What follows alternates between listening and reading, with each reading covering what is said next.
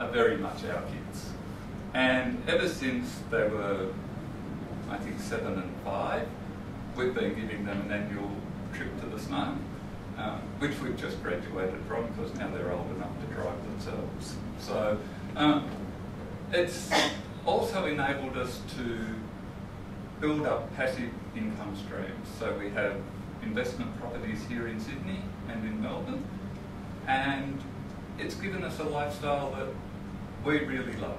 And so, you know, that's what I'm bringing, and I hope that tonight I can impart a little bit of the knowledge that we've gained, so that if you're trading or if you're interested in trading, it will give you some guidance and direction as to where you might need to go. Okay, now I think we're talking about CFDs tonight. I feel a little bit lost without my notes, so just bear with me.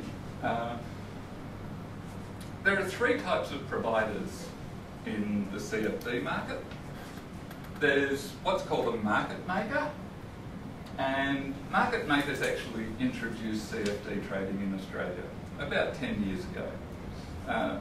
There are 2 main companies, CMC and IG Markets, and they're both based in the UK. CFD Trading began in the UK, and I think I'm right in saying that Australia was the first place it emigrated to. So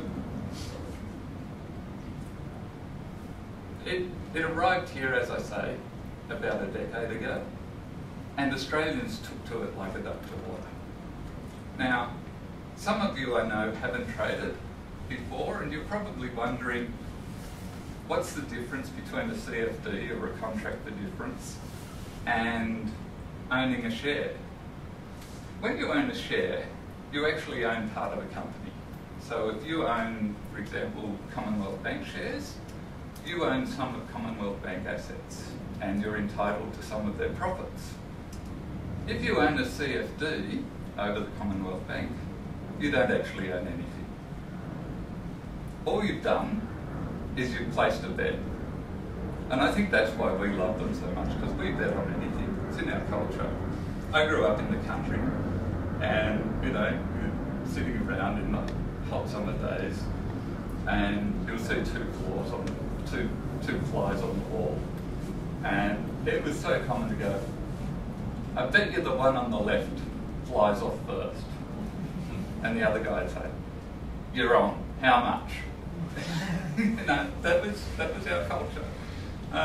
And we've brought that to the stock market. The difference is, if you're betting on, you know, 2 flies on the wall, or you're betting on a horse race or something, you know how much you're going to lose up front.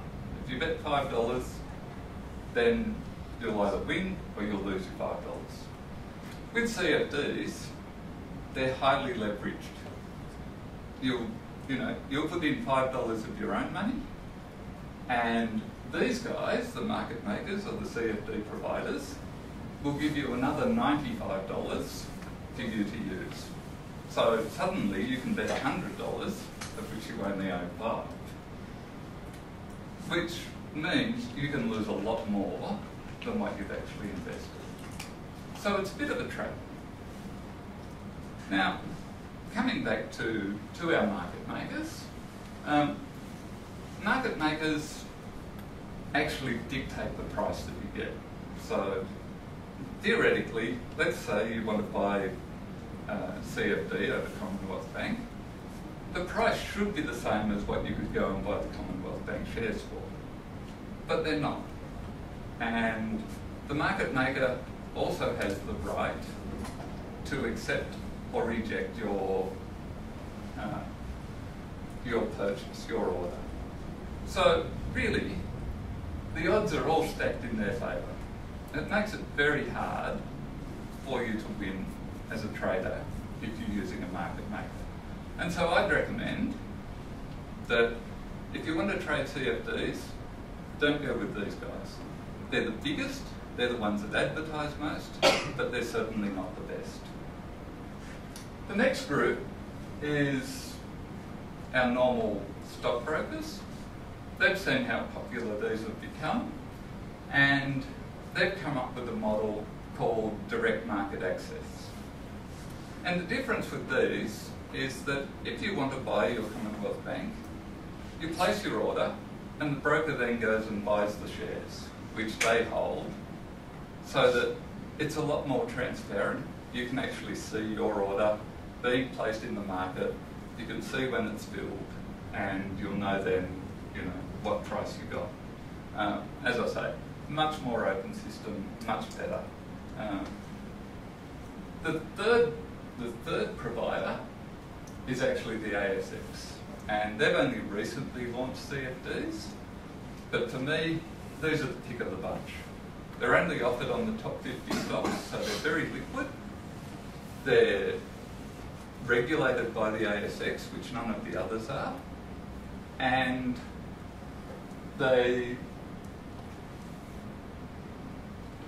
don't affect the underlying market.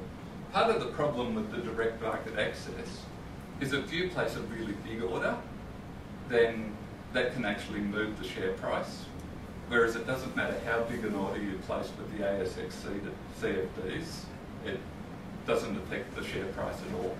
So I really like that. They're the ones that I trade when I trade CFDs now. I will occasionally still use a direct market access because, they mightn't be available on the ASX. But if they've got it, that's the way to go. Okay, so some of the features of CFDs. The biggest one is leverage.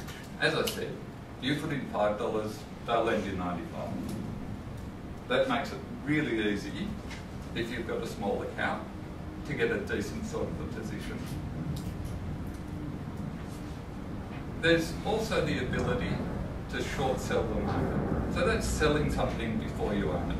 Now, normally, if you want to make money in shares, you buy the share, you wait for it to trundle up and up and up, and at some point you decide, that's enough profit, I'll sell it. This way, you can sell it first.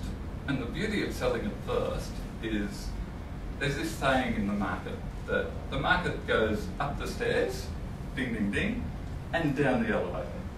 And it tends to happen exactly like that. It goes up very slowly, comes down very quickly. So to be able to short sell it means that if you get the timing right, you can make a lot of money in a very short time. So that's a good feature for a lot of people.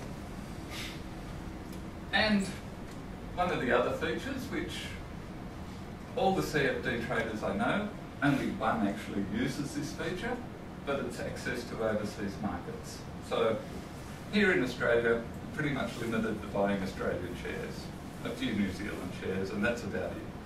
With CFDs, you can trade US shares, UK shares, Europe shares, anywhere in the world pretty much. So it gives you a lot more opportunities. The problem with having lots of opportunities is that you don't really get to know the companies. And the most successful traders I know actually limit their trades to a very small number of companies so that they get to know them really well.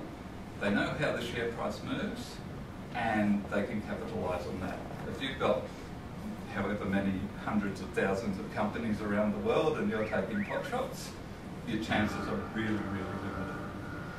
So they're the main features of the CFD. Now, I don't really want to get too involved in all of this tonight. I'll try and get through this fairly quickly so we can actually look at some trades.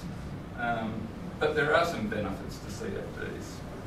One is they're pretty liquid, supposedly as liquid as the share market, and you get paid the dividend. Now you get it in cash, which means there's no tax benefit, but you get it earlier because the day that it goes ex-dividend, they'll pay you. Whereas if you wait for a share, it goes ex-dividend, and then you wait a few weeks, and then you get your money. So it's a bit of a benefit if you're looking to get some cash flow coming in. And again, as I said, we've got that leverage, so that can help. The risks